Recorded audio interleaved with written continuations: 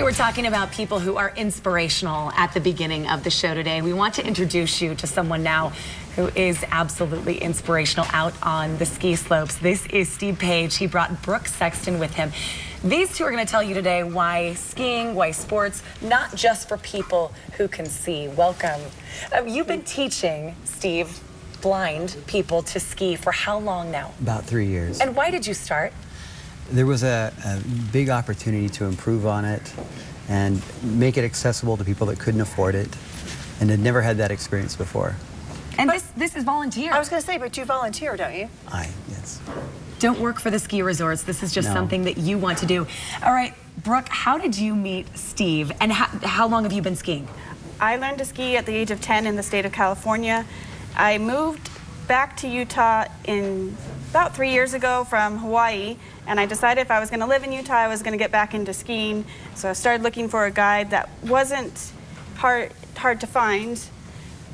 At Park City, I could have gone up there, but they are difficult to get to sometimes. So Steve had advertised that he wanted to look for people who were guiding, and I decided to see how well we could work together.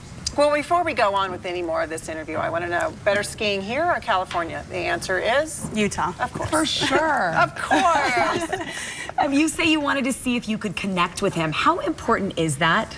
It's very important. When you are trusting the guide to make sure that you're not going to go off the side of the slope or into a tree, you need to trust your guide. You need to know that they're going to give you the right directions, and you also don't want to run into the little kids on the ski slopes as well. So. Steve, was there any type of training that you had to do this? Yeah, I took some classes, what they call the National Ability Center. They have clinics you can go to that kind of give you an orientation of what to do, and so I kind of took that and thought I could improve on it and did that. Well, I told you earlier, skiing's hard when you can see. I mean, it's tough enough. How do you guide her down the mountain? Well, she wears a radio that I connect on her, and then I put this in her ear. And then the communication is usually done from here. I don't yell it out. She wants to have a normal day, I'm sure, like everybody else does, and just enjoy it. And so this allows me to talk to her in privacy. And so when she's going down the hill, I speak in 3-syllable sentences so that she has enough time to react. I can't just say, make a right, make a left. I have to speak, make a left, make a right. So she has enough time to respond. What do you do, Steve, when somebody's coming down the mountain that could hurt or injure her? I watch. That's what I spend most of my time watching, is I'm about 10 feet away from her, sometimes 50 feet, just kind of calibrating where everybody's going to end up at and where they're going to be. So. What's this like? What's it like having his voice guide you down the mountain? It's a lot of fun. I enjoy skiing. I always have. I remember the very first time I got on skis all by myself, I thought it was a very freeing feeling, because here I am flying down a mountain, going as fast as I can, and it's empowering, especially when you have that relationship of trust. It's also an opportunity just to get out and enjoy nature, which is one of my favorite things to do. Well, you've been doing this at Alta and a little bit at Snowbird, and I took my kids skiing to Snowbird. I was telling you earlier, they were having a rough day. They're 7 and 10, didn't want to ski, and saw you guiding someone down the mountain. I don't know if it was Brooke or not, but stopped for a second and watched and said, if she can do it, we can do it. You're inspiring people out on the slopes. And all I'm trying to do is have a good time. She's just trying to have a good time. You look like you were having a good time. I think that was you. Real quick though, Steve, we know there's black slopes and there's the different colors.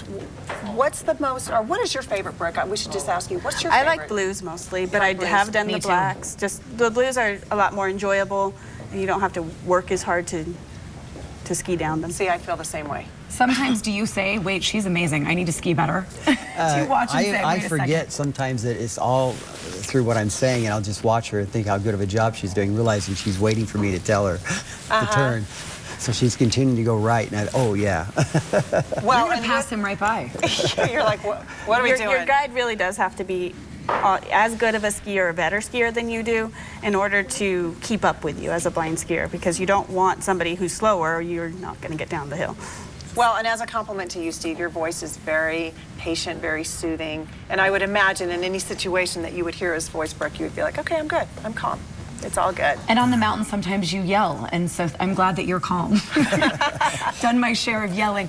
This is such an amazing service. If you want to know more about it, you can contact Brooke and Steve. Tell people where they can do that. You can contact the Division of Services for the Blind and Visually Impaired where I work, and the number is 801-323-4343. And we will put that on our website. Go to abc4.com and click on Good Things Utah. Thanks you too. Thank you. For being Thanks here so today. much. Coming up next on Good Things Utah, this could be the ideal